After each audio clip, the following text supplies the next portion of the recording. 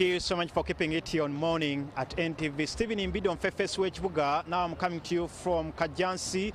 This is Kajansi Town Council, Busiro South constituency. But here, the residents of this area, Bweya, Dewe Island, towards and those connecting towards Namulanda are finding a challenge here, crossing from Bweya near the airfield, that is the Kajansi airfield, connecting towards the Kajansi Trading Center near the flyover, because the road was washed away by the rains that we experienced on Tuesday. Of course, Uganda National Meteorological Authority has warned that we are expecting to have rains for the rest of the 3 months, March, April and May, and we expect that we shall be seeing many of these incidences in many of the areas. You can see riders, pedestrians and motorists are finding a challenge here crossing from that side towards the Kajansi Trading Center. Even some people here, the gentleman here crossing this makeshift bridge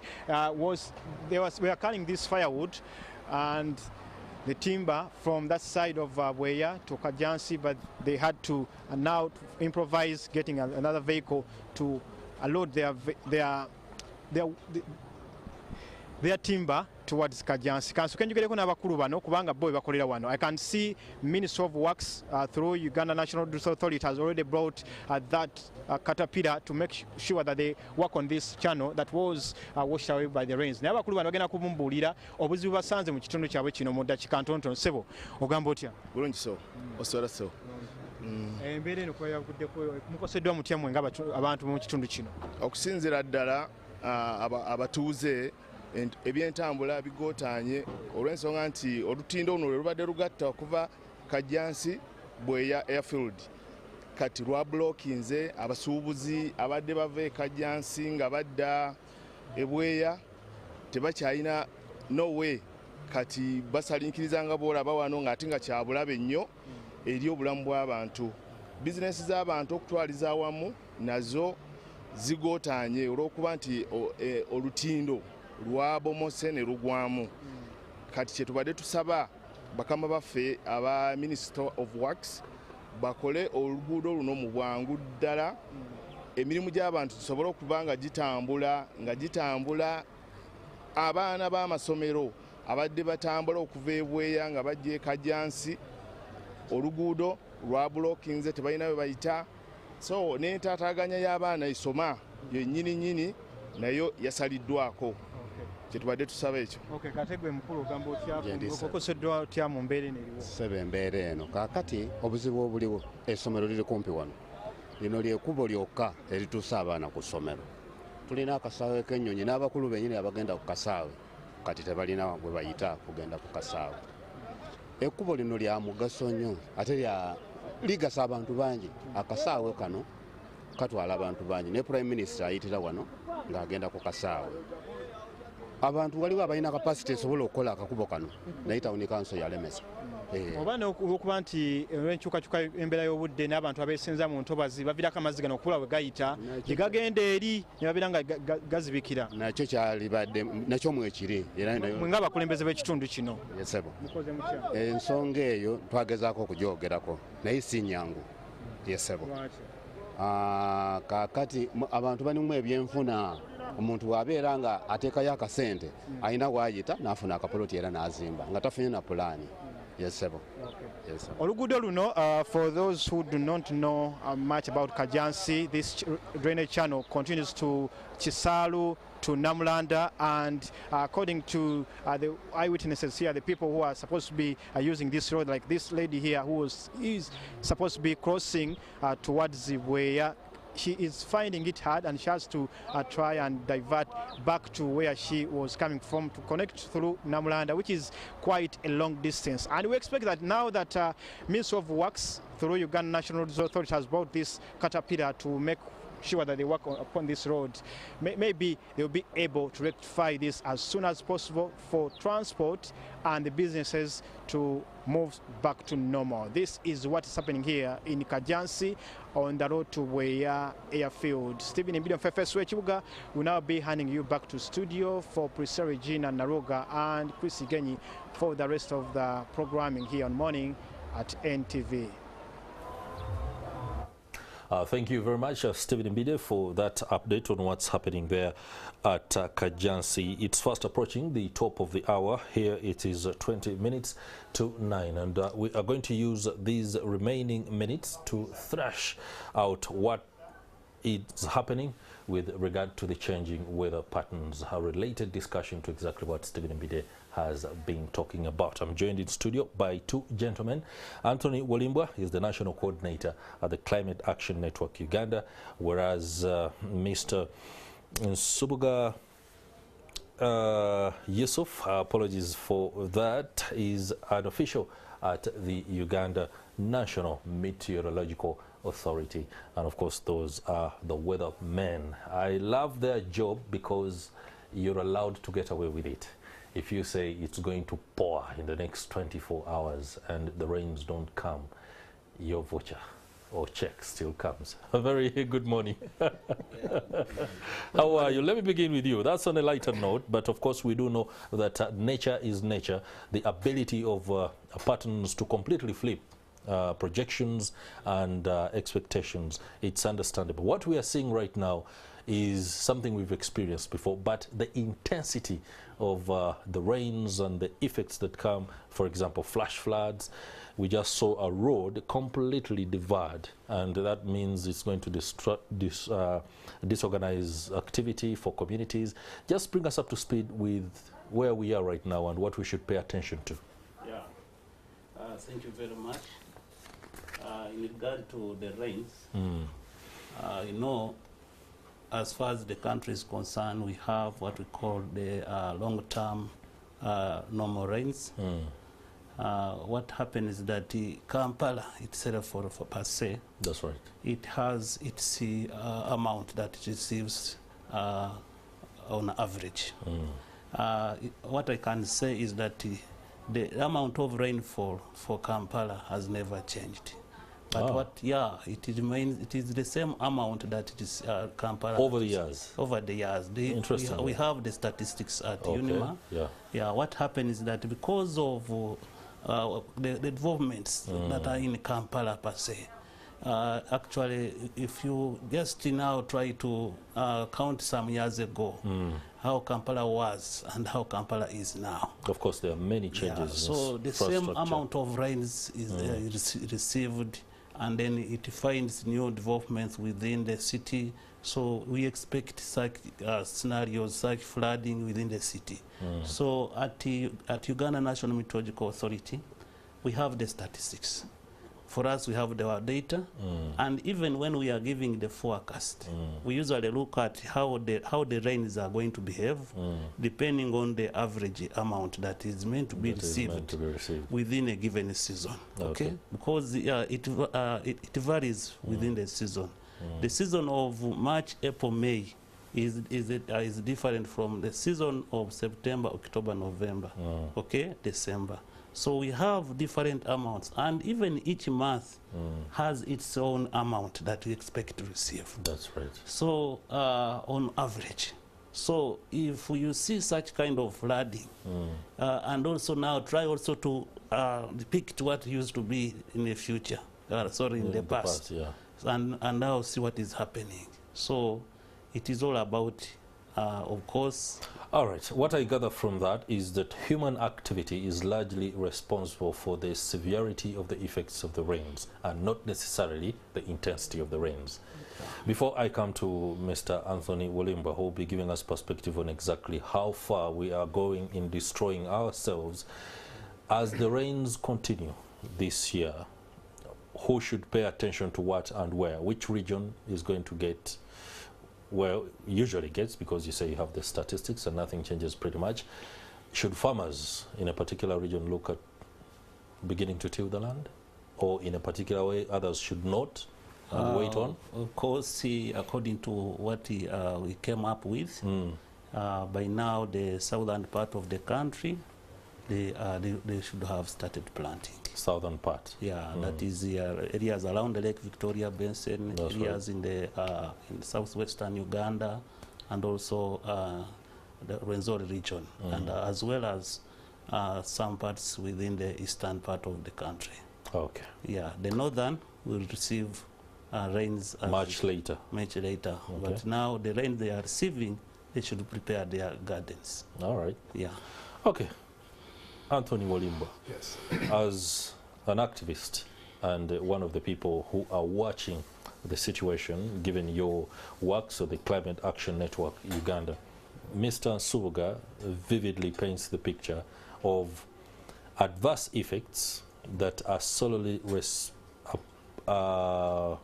the effect of our own activities as a people, including urbanization. Every year there are concentrations of housing units that completely take away the inability of catchment areas to hold water and be able to, you know, take it, for example, to Lake Victoria. What are we seeing in terms of the kind of work that you're rolling out there, and how can you advise? Yeah, thanks so much, Chris, and thanks the team at UNIMA. UNIMA is doing quite a good job. Sure. Mr. Seron Kuma says, I've had the opportunity to directly participate in some of their work. Okay. Those days on the technical committee for the advisories.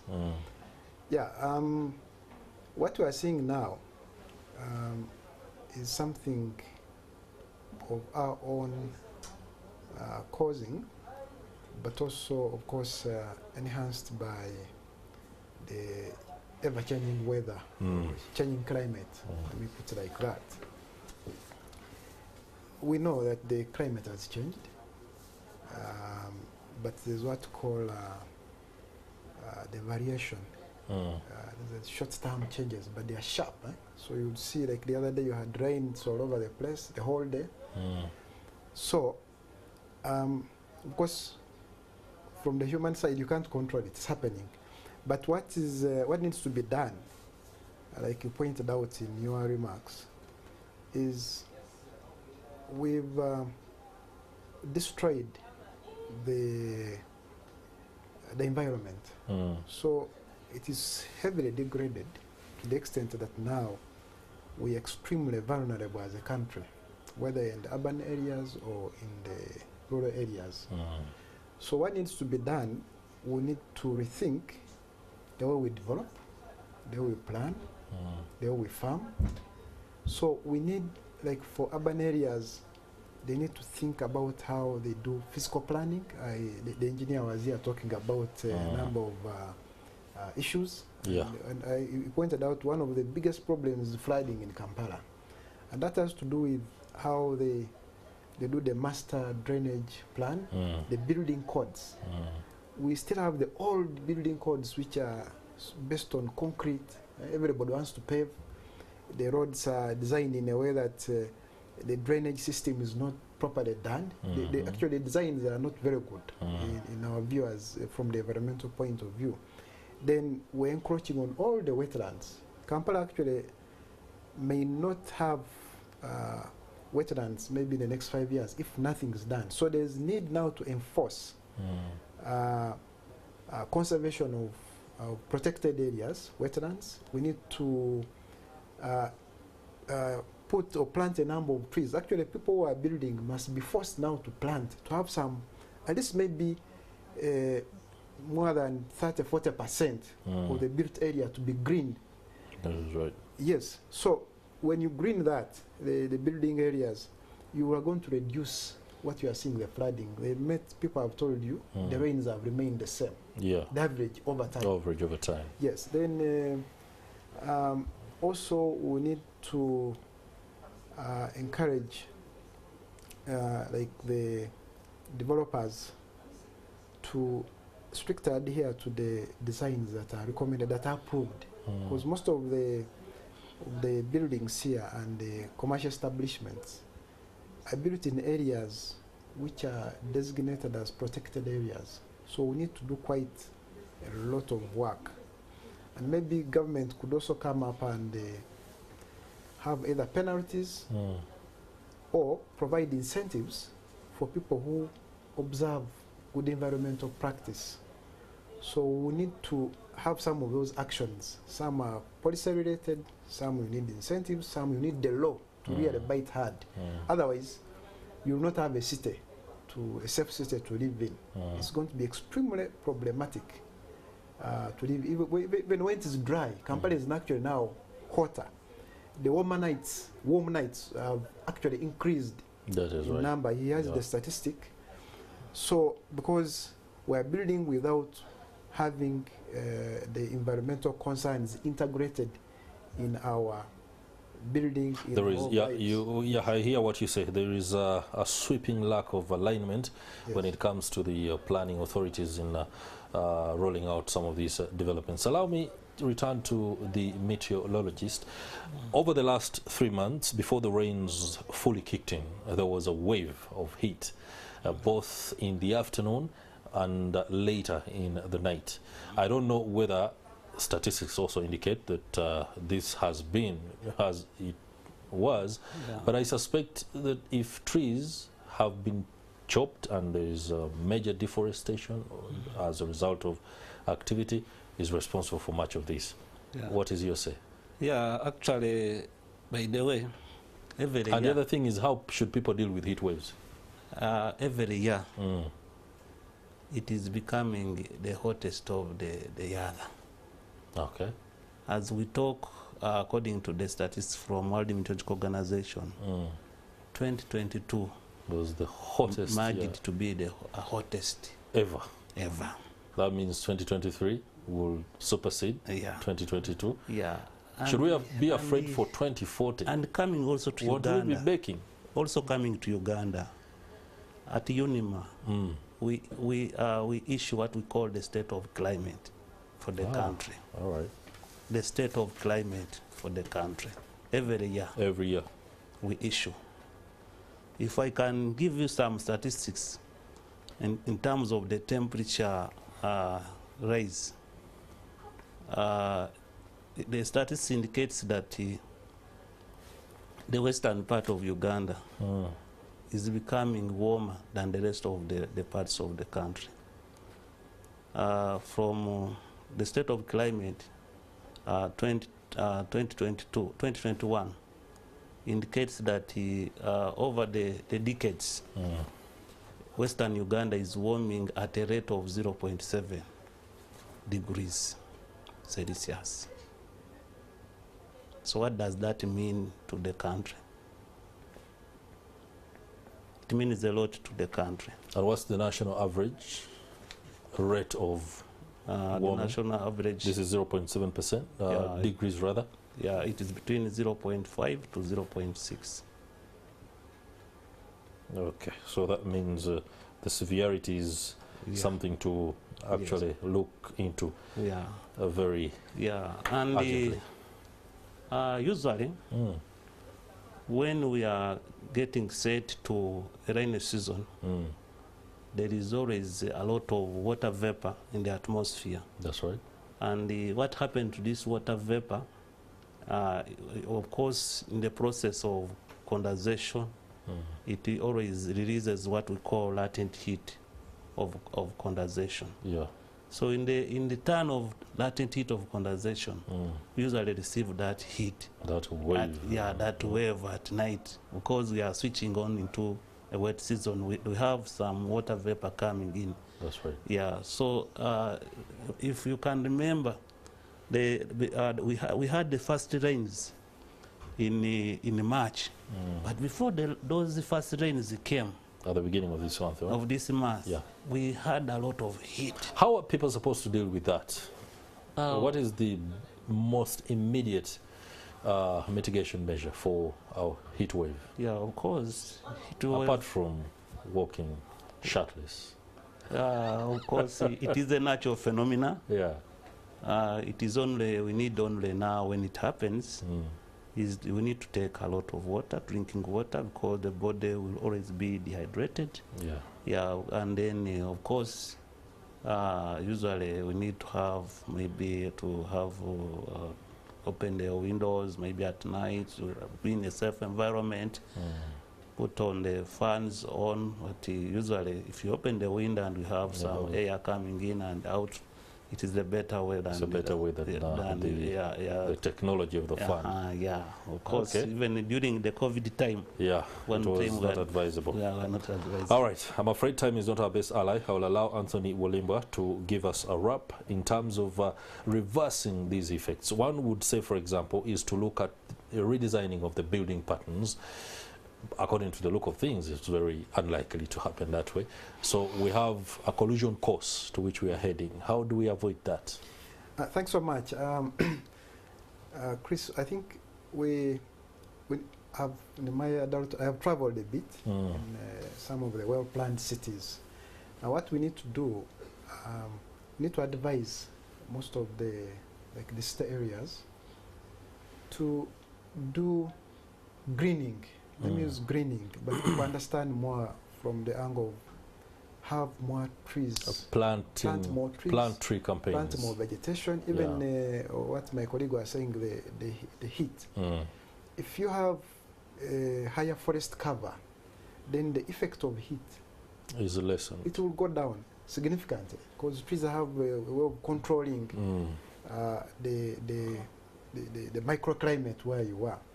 So greening of the cities has to be done. We have to deal with the issue of plastics and the management of it, waste. It's a huge problem, so it is causing actually contributing to the flooding. We have to change our behavior.